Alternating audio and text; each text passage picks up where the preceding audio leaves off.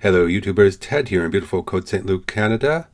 In today's Forge of Empires video, I'm going to tell you about a unique new guild I'm creating called Give Peace a Chance. I hope you'll be interested by this guild and maybe even join it. So let me tell you what this guild is about. This guild is on the International English server, that's where I play. And the guild, like I said, is called Give Peace a Chance. You can see the title there. And what's it all about? The purpose of Give Peace a Chance is to show that you can play Forge of Empires without fighting. Now, I know that fighting makes things a lot easier, especially in the long run, where, high levels of guild expedition, doing lots of activity in guild battlegrounds and so on are much easier by fighting than by negotiating. I might make a separate video on that sometime, but it is in principle possible to proceed through the game quite successfully without fighting. And so at this moment, you can see me here, and I'm in this guild, Give Peace a Chance, which I created, and I have won one battle. One battle because the introduction to the game, the demo to the game, forces you to fight that one first battle.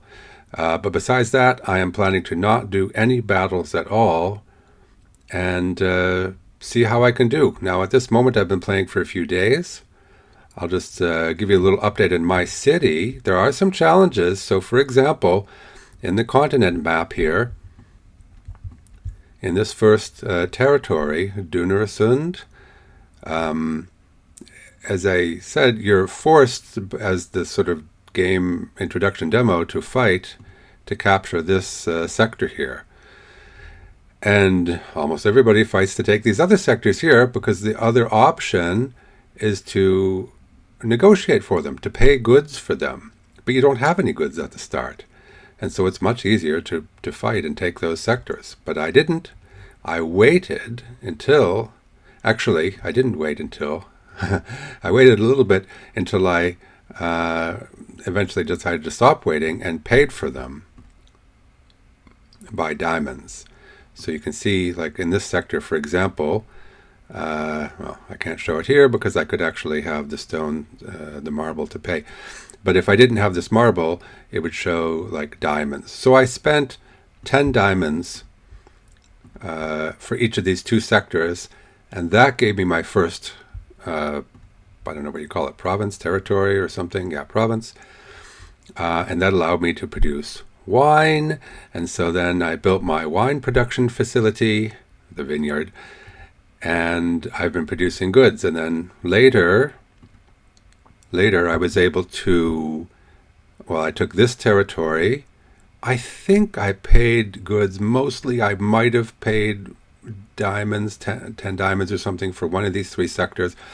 But I had started to produce wine, and I had started to trade and so on. And I also started to get some goods from just random events around the city. So I got that sector. And then after a little bit of time, I got this sector, this province rather, which allowed me to produce dye. I paid for all 5 of these with goods that I had produced or traded for. I think that's true, or maybe it was true for this one, but it's definitely true for one of those two. I'm forgetting a little bit the history now. And now I'm on to this province, which is going to allow me to produce ebony, which is one of the goods for the Iron Age. So you see, I can easily afford, and well, just to demonstrate, negotiate. Just like that, you just click negotiate, you pay the goods, and then you own this sector. And if I do that for the other 3 sectors here, I mean, I'm a little short on lumber, so I'm not going to do it right now.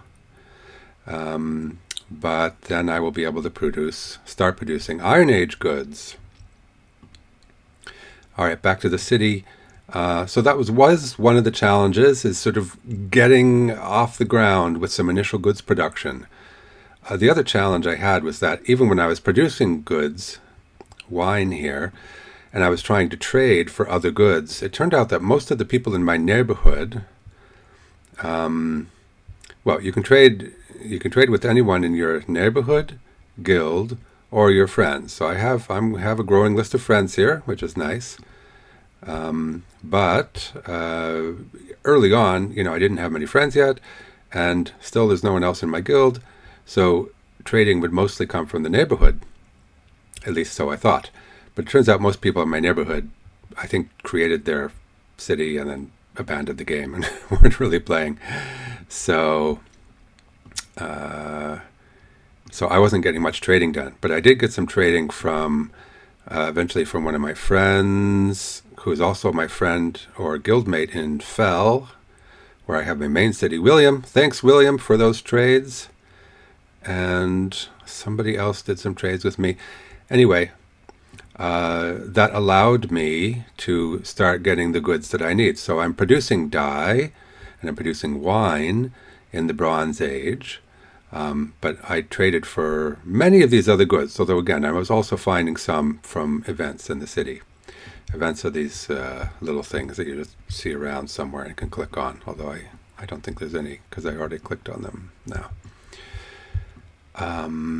So anyway, what else? Well, so the point is, if you're interested in a challenge, which is to play this game without fighting, and it requires more cleverness and a little bit more patience, negotiating, trading, then I would invite you to try joining my guild. Give peace a chance. I have a sort of rather elaborate guild description here, which I won't read out, but I'll just keep it on the screen here for you a few seconds in case you want to read it. You can pause your video. I may basically say that, as far as I know, it's not been done before to have a guild of all negotiators and traders, that is, non-fighters. And I think it's a great challenge, and I think it would send a great message to the world that you can survive and even thrive through peace. So that's the main thing I wanted to say here today. Give peace a chance. New guild, new concept in Forge of Empires. Join me if you can. I'd love to have some guildmates here taking the journey with me. And to finish off, I will, shall I go up a level? I will end up with advancing to the Iron Age, which I pretty much have to do. You see, I've gotten all the technologies, except for this one. Is there any reason not to do that? Okay, I'll do that. I don't think there's any reason not to. I've gotten all the Bronze Age technologies, and I have forge points stored up. And there's really nothing I can do with those forge points. I guess I can put one forge point here. Okay. But there's nothing else I can do with the forge points, because the two things you can do in general with forge points, well, there's sort of three things. You can do trades. That costs you one forge point if you're trading with a neighbor or a friend. But mainly what people do with forge points is put them into technologies like this or put them into great buildings. But I haven't opened the great building tech yet, so I can't even build great buildings. And I can open that tech here, but that will put me in the Iron Age. So let's do that. Let's open the great building tech.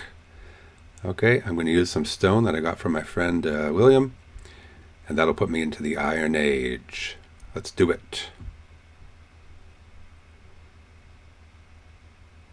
Reach New Age, Iron Age.